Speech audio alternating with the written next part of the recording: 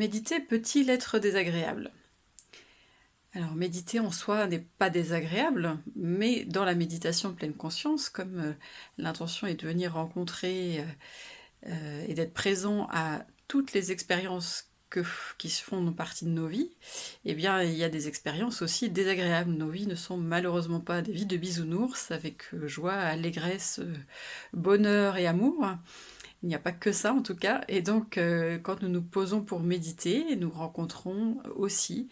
des moments d'inconfort, des sensations physiques inconfortables, des pensées, de jugement, de critique, des ruminations,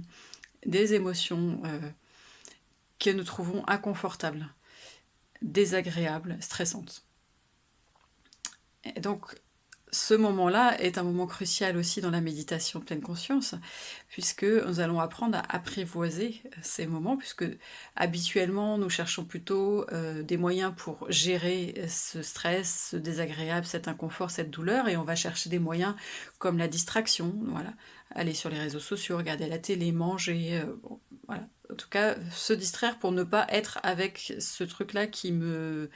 voilà, qui me serre, qui me fait mal, qui me met dans un état inconfortable. Et avec la pratique de la pleine conscience, on va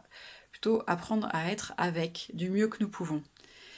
Et c'est important du mieux que nous pouvons parce que le but c'est pas de forcer et donc c'est là où il y a tout un dosage à faire et je vous invite vraiment à doser cette curiosité pour cet inconfort qui se présente et en même temps